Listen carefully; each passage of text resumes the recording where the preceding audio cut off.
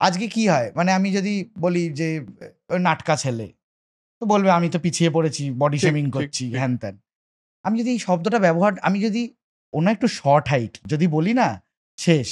একদম, নাটকা মানে নাটকা, গেঁড়া মানে গেঁড়া। একদম। এটার মধ্যে কিন্তু কোনো হার্শ ফিলিং নেই। না, রাইট। এটা মানে ওখানে কিন্তু এইভাবেই কথাটা বলছে। ঠিক। এটা আমরা একটু আপমার্কেট হয়ে, আমরা একটু পলিটিক্যাল কারেক্টনেস। হ্যাঁ, কাঁধে সবসময় যাদবপুর নিয়ে ঘুরে বেড়াচ্ছি রাইট, যারা, রাইট। হ্যাঁ, তাদের এইটা একটু আছে। মানে হ্যাঁ, এটার সঙ্গে গোটা পশ্চিমবঙ্গের কোনো সম্পর্ক নেই। একদম তাই। একদম অন্য একটা সিনারিও, এখানে একটা অন্য সিনারি। ঠিক। তো আমি একদম রিগ্রেসিভ কমেডিটাই করতে যেতাম ওখানে, হুম, এবং টাকা পেতাম, অনেকটা টাকা পেতাম। হুম। তার 40% অর্গানাইজার নিয়ে নিত, 60% আমায় দিত, 60% ও অনেক টাকাই অনেকটা হতো, টাকা। হ্যাঁ। এবং স্বাভাবিকভাবে আমি তো একা শোটা পাবো না, ঠিক, তো এই 60% করে আমাকে দিনে 3টে শো দিচ্ছে। রাইট। দারুণ ব্যাপার। বিরাট ব্যাপার হ্যাঁ, মানে সেই আর সময়। আমার কলেজ বেলা, মানে আমি, আমার পাশাপাশি বন্ধুরা কি পড়বো প্ল্যান করতে পারছে না, আমি ভাবছি এবার একটা গাড়ি কিনবো। রাইট। মানে খারাপ ব্যাপার, কিন্তু মানে ব্যাপারটা টেলিভিশন এরকমই, কিন্তু ওটা গায়ে মেখে ফেললে খুব বিপদ আর কি। টেলিভিশনে যেটা ঘটে আর কি, প্রচুর বন্ধু বান্ধবরাই দেখেছি টেলিভিশনে এই, তারপর নেই। রাইট, মানে যেহেতু রাইট, ওই রাইট। টাকাটা একটা খুব ইম্পর্টেন্ট হয়ে যায়, প্রচুর টাকা একসাথে, এবং তার সঙ্গে ফেমও তো। ফেমও, সবাই চিনছে, সবাই চিনছে। সবাই চিনছে। এবার দেখো ওই কমেডিটা ইভলভ করে গেল। হ্যাঁ। এবার আমারও একটা সময় গিয়ে একটু বয়স বাড়তে বাড়তে আমার মনে হলো আমি আর ওইটা করব না। হুম, তো আমি আমি ওই কমেডিটা করব না। হুম। এবার আমি আমি যে খুব অপছন্দ করছি ওই কমেডিটা তা নয়, আমার নিজের আর ইচ্ছে করছে না রাইট। যে এবার একটু অন্যরকম কিছু ট্রাই করি। ও যে সব কিছু করতে ভালো লাগে বলেই যে আমি একদম প্রচণ্ড স্ট্যান্ড আপ কমেডি দেখতাম। মানে হুম, হুম। যেটা আক্ষরিক অর্থে স্ট্যান্ড আপ কমেডি। দেখো আমি কোনোদিনই বিশ্বাস করি না মিরাক্কেলে যা হতো সেটা স্ট্যান্ড আপ কমেডি। সেটা বলা হতো stand-up বাংলা comedy নয়। স্ট্যান্ড আপ ওটা কমেডি হলো শো। স্কিট স্কিট, টাইপের। হ্যাঁ। স্পুফ বা জোক বলা। জোক বলা। হ্যাঁ, ঠিক। ওটা একদমই স্ট্যান্ড আপ কমেডি নয়। যদিও বলা হতো যে বাংলার প্রথম স্ট্যান্ড আপ কমেডি শো ফো, এটা আমি পরে গিয়ে রিয়ালাইজ করেছি ওটা স্ট্যান্ড আপ কমেডি নয়। একদমই। স্ট্যান্ড আপ কমেডি সাবজেক্টটা তো একদমই আলাদা। তুমিও প্রচুর দেখো, আমিও খানিক দেখি।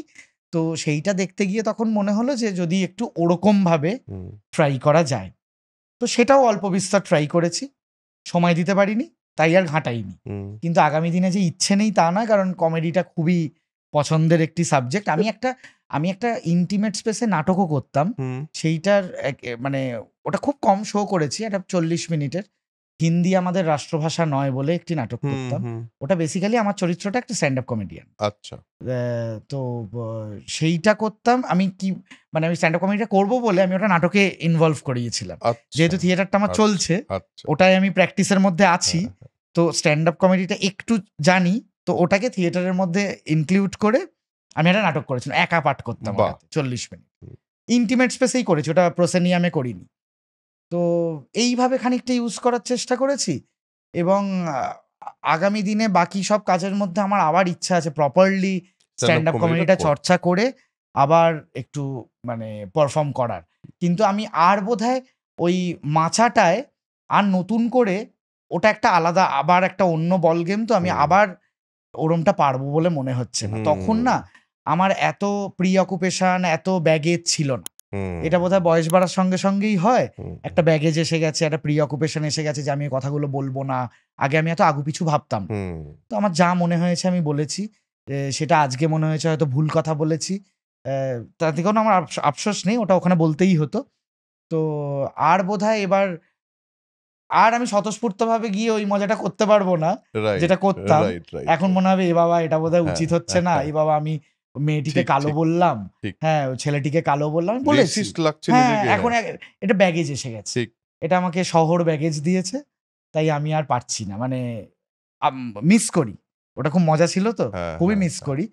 কিন্তু এটা নিজেদের দোষেই তোমাদের হয়েছে। এরকম বেশ কিছু পারফরম্যান্স টিভিতে হচ্ছে, হ্যাঁ। যেটা মানে আনএক্সপেক্টেড পারফরম্যান্স। হুম, বিশেষ হুম। করে তোমার আর কার ছিল? বোধহয় কৃষ্ণেন্দুর। কৃষ্ণেন্দু হতে পারে। তোমার আর আমি কৃষ্ণেন্দুর একটা। কৃষ্ণেন্দু আর আমি শুভদীপ বেশি করতাম। হ্যাঁ, ওই হ্যাঁ, দুজনের মধ্যে হ্যাঁ, দুটো জুটির হ্যাঁ, মধ্যে কারো একটা হ্যাঁ। আছে।